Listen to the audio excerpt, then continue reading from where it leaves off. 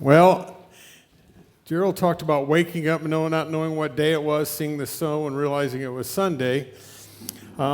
Yesterday I had other challenges, and it was so nice to have a guy like Gerald to bail me out. I could not get my sermon to print, and I'm going, started hyperventilating after 3 or 4 hours, and then I called Gerald. He goes, just send it to me. I'll copy it off. You'll have it in the morning. Okay, that was a lot simpler.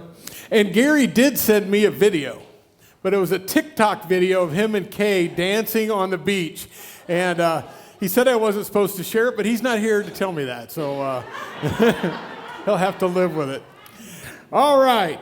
Well, as you heard a little bit of what our topic's going to be today on change, I want to know, how do you feel about it? How do you feel about it? And I know what the first answer is going to be for some is going to be depends. It depends on whether it's change that I want. It depends if it's change, what kind of change it is. Do you like it, dislike it? It's kind of fun to watch. There's been a ton of change around here. Think about where you were as a church just a couple short years ago. This is fantastic. This is a blessing. I love telling other people about it. But how do you personally normally react to change? Ignore it if you can? Like it's not even happening? Do you avoid it? Do you enjoy it? Have fun with it? Or embrace it? A lot of different options there for us. For a lot of us, change is different when we're in charge of it. I just did a Iron Sharpens Iron group with Rick John Lose and some of his farmers, and we kind of talked about that. And when he was one of the first to answer, well, I'm really good at change if I'm in charge of it. And I think, yeah, we are. It's different when it's imposed on us. Then there's the kind of change that we don't have any control of, like nature, accidents, age. How are we viewed when change occurs? It's a real testimony of our lives. Because in a workplace, in a family, in a community, when change happens, what are you looked at like? Do you handle it well? Do you grumble? Then there's the kind of change that no one has control of, which can happen at any time. It can happen in a lot of different ways. How are you viewed when change occurs? Wives, go ahead and nudge your husbands right here. That's a good time, okay? Is your reaction to change something of which you are proud? Is it positive, godly, negative, sinful, selfish? A lot of different ways we can go there. Change happens all the time. It seems like we should be good at it by now, even God-honoring. Can we admit, though, or pretend to admit that change can be great, or it can be very, very difficult? Today I want to speak, though, about a change that I haven't talked about already, looking at change like we were talking about. You know, it's not about the color, changing the color of your house, or getting a new car, or changing your hair color, K-Day, or whatever that would be. There's a deeper change. There's a deeper change. She made me promise I wouldn't say her name, but that always makes me say her name somehow. Okay. But there is a deeper change. What about that change that's a spiritual one? What about that change that you just know that you're getting a direct impulse that is deeper than just surfacey things? I would suggest that's a whole lot, that change is a whole lot different, but we've thought about it often. I'm sure if we do a real self-assessment privately, all of us are going to pick on a couple things that, boy, we could change a little bit. And it often happens that little change that we could make a little bit, we've been needing to make that little change a little bit for a long, long time. But it's just who we're comfortable with. Has the Lord ever convicted you about something in your life that you need to change? That's the first little answer in your handout if you got it. You know, there's just something that has been tripping you up. One of the things when I did an appointment with my dad when he was still living, we had a health care come over and they want to walk the house. You know what they look for primarily when you're walking the house with your aging father? Rugs. They want to look and see where your rugs are. Are they a trip hazard? Where's your spiritual rug that's your trip hazard? Now, nothing, maybe you have shared it with some folks, maybe you haven't. Maybe it's just something you've kept privately. But you know that there's been something that the Lord has put on your heart that you need to change, but something kind of maybe holds us back. You know what I'm talking about, the Holy Spirit letting you know something that you need to change.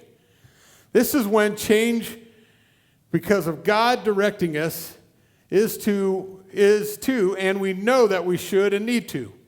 We have thought about it, sometimes prayed about it, cried about it, even told others about it. But does anything happen? Hopefully sometimes it does, and we're going to get into that. But we hesitate because if I change, it might be noticed in people close to us. And there's a fear, like Gerald talks about. There's a fear sometimes with change that just keeps us from wanting to go anyplace. We have become comfortable, and we think we are too old to change, or we've been doing this way for so long. Whatever it is, you know, we get so set in our ways that we're comfortable with who we are. I think one of the biggest tragedies still, and I've told this before when I've been here, is that when the highest goal in our life is to be comfortable, we're in trouble. Because just being comfortable all the time is maybe a soft, good place to be, but we don't grow. We don't experience new things. We don't experience God's blessings when we do it that way. If we really do change and are willing to ask others to even help, some accountability, ask God for help, then give God the credit for changing our lives. This is a big step. But wait, others might think, I'm a Christ follower? Yes. Often some things like that, when we want to really change some things around the workplace, it might be on correcting some of our language, our attitudes, how we treat others. And if it became very, very different, people might go, that's different. There's a change. He might be a Christian, or if you've even kind of given a response to different things that you are. Number 2 in our bullet point says, as far as on your handouts, change requires a choice. I don't know, I think it's kind of funny sometimes that we think choice is just going to happen by accident. Yet choice is something that is required. The definition of chaos, I'm sure you've heard, doing the same thing over and over and expecting a different outcome. I'm sure none of you have ever done that. I think I do it every day. I have done that plenty of times. Nothing will change unless we choose to change and are willing to change. Also, change has no age. Everyone has tried to change some area of life and failed. Why? They did not really make the choice to change.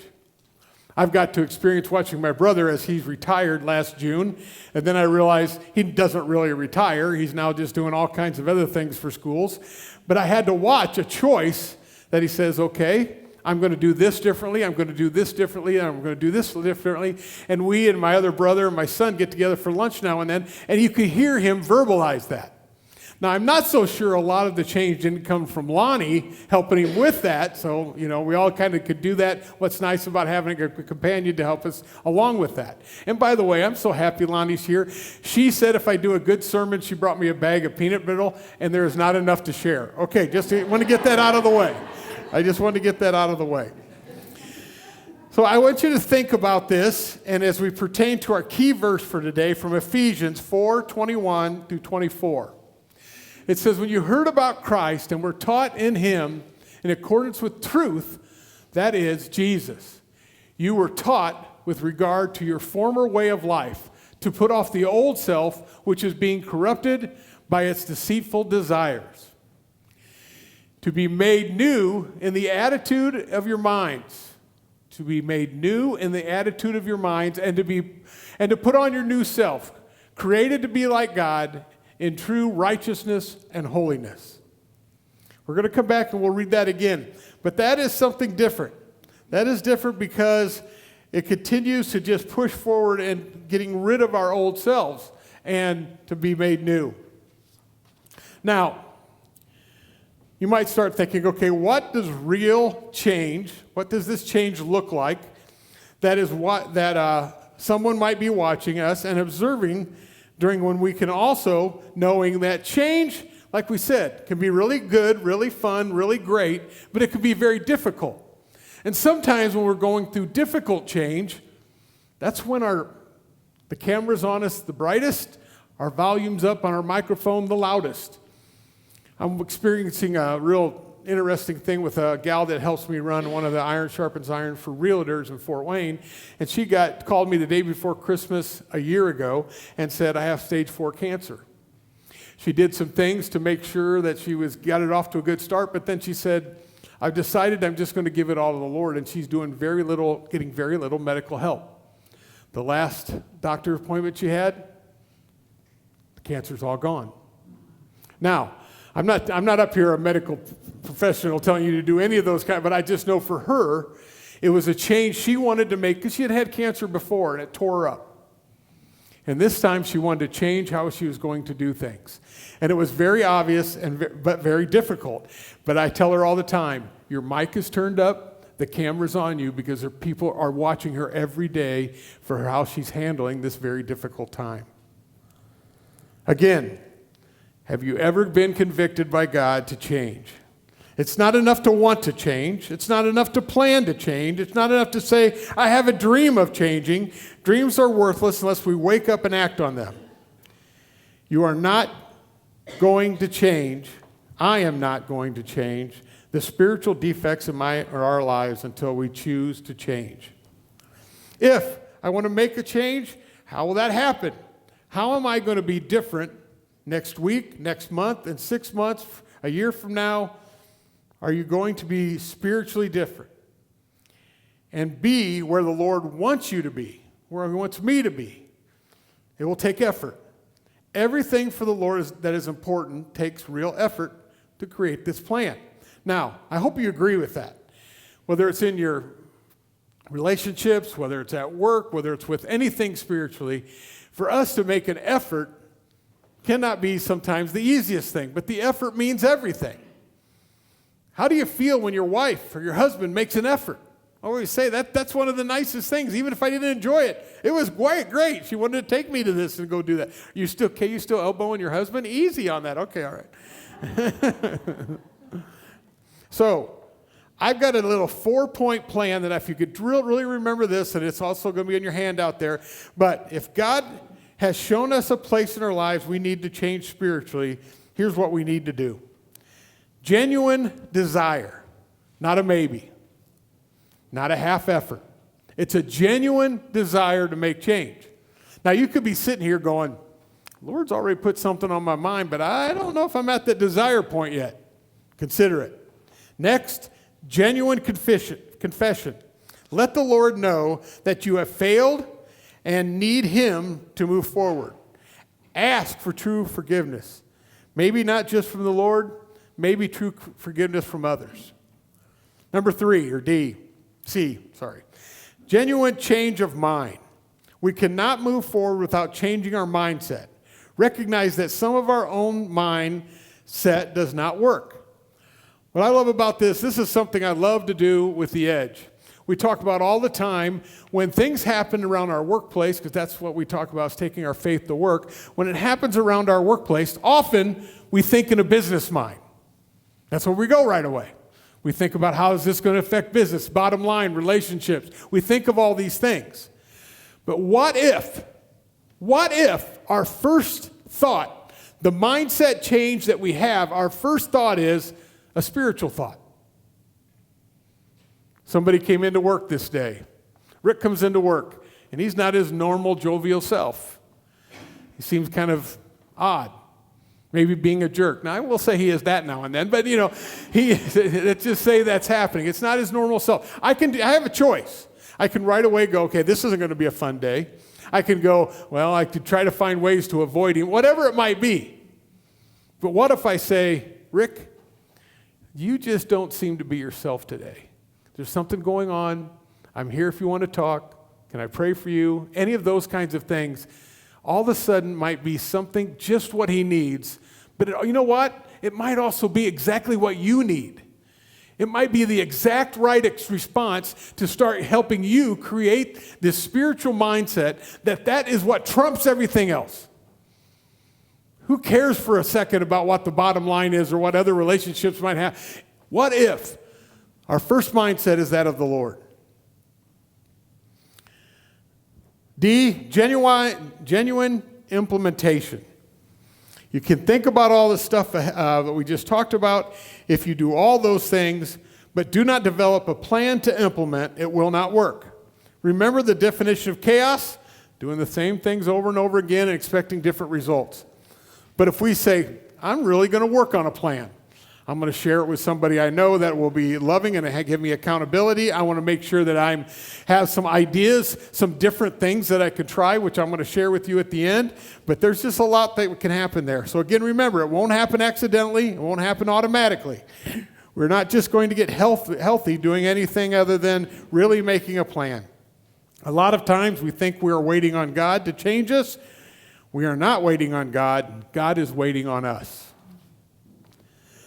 Number 5 in the handout, remember, there is no growth in our life without change. And there's no change without loss. Growth is almost always hard, but it is worth it. I hope you would agree that it's always worth it when you put something really effort in and you realize just how important that was and the difference it made. So the growth and loss were shown to us in the verse that we shared before.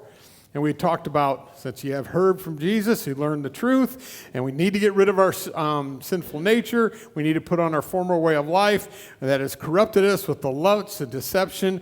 Instead, let the Spirit renew your thoughts and attitudes. Put on your new nature, created by God, truly righteous and holy. There's just things there that would really, really help us to be able to march through.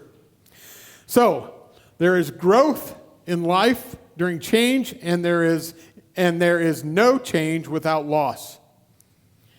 We know the truth about change. We must let it go.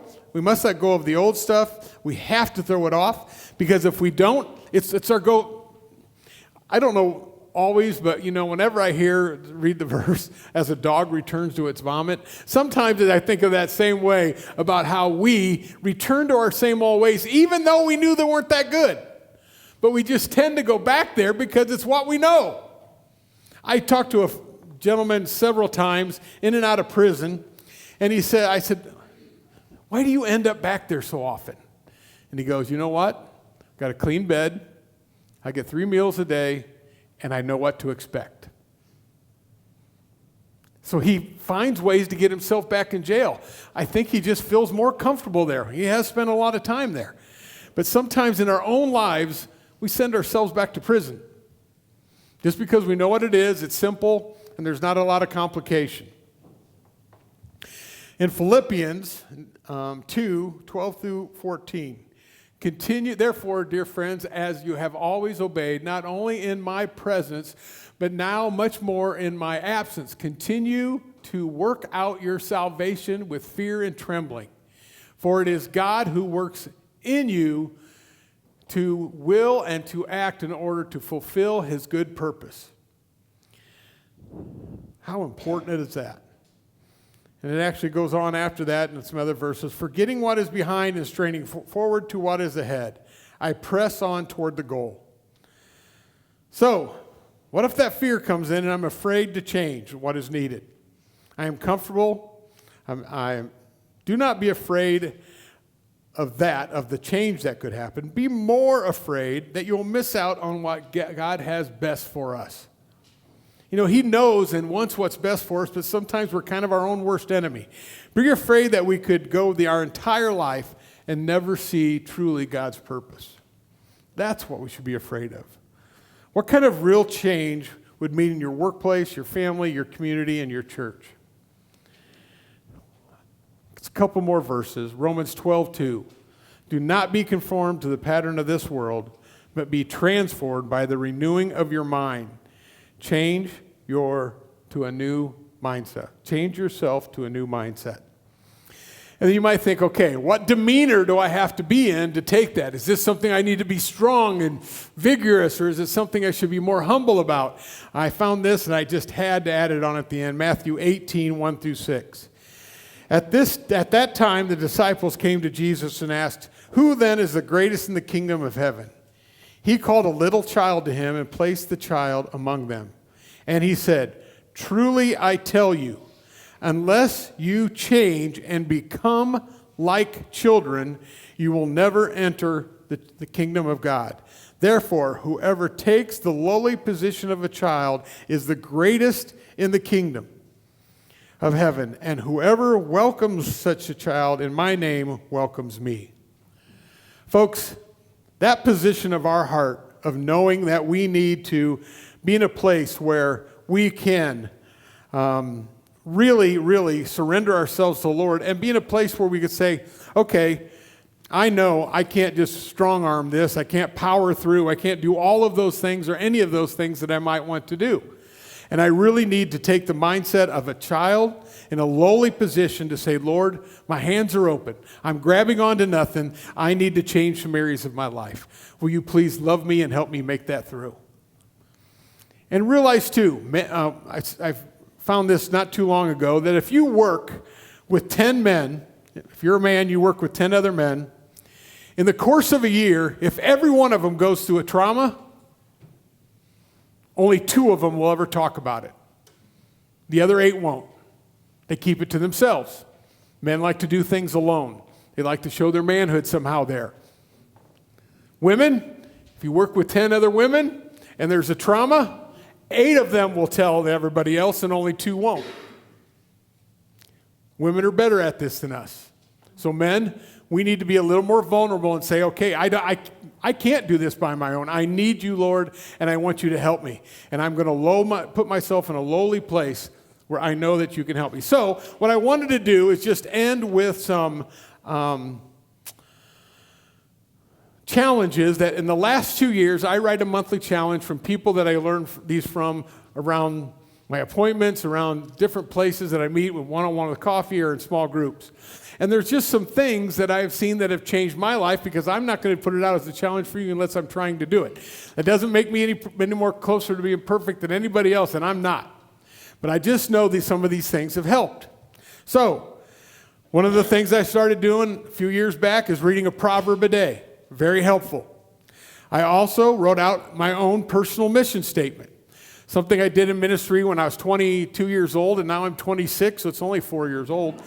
But now that I'm 65, man, that was a real shocker. Okay, 65, and then and my new mission statement is, there is nothing more important than who I am in the Lord and those I can influence for His kingdom.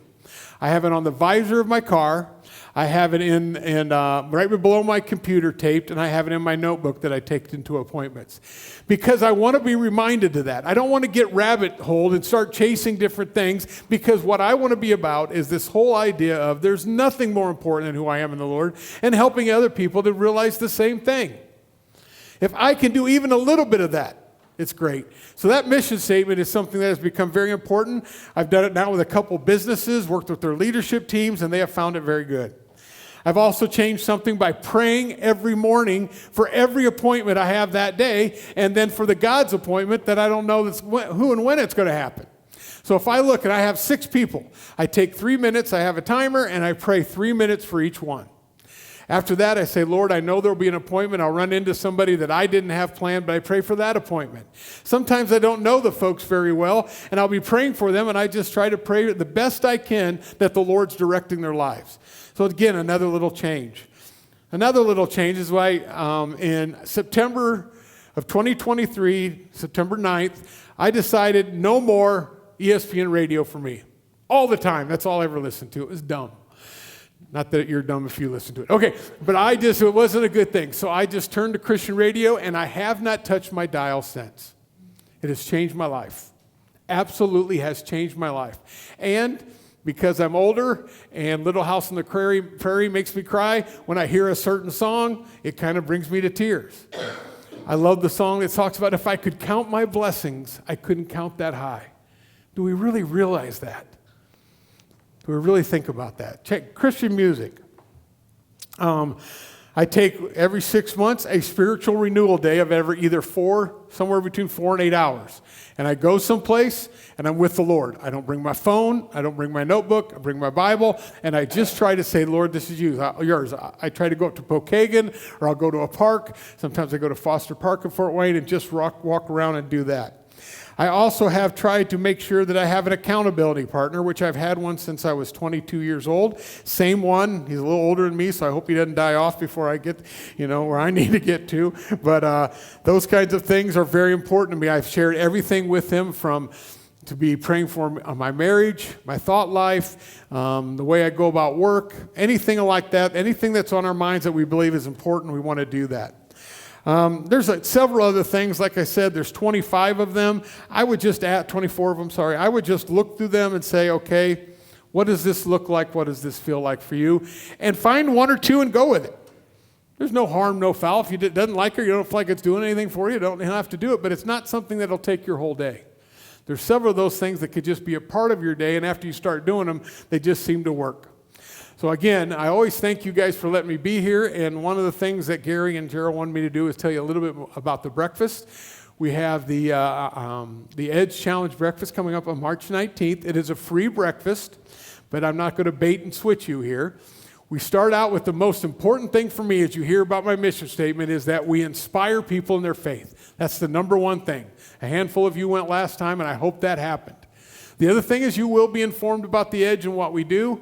And the last, this is 3 I's, so it preaches. The last is that you have a chance to invest in the ministry, but we do not twist arms. You can leave there and not have given a dime, and that is fine.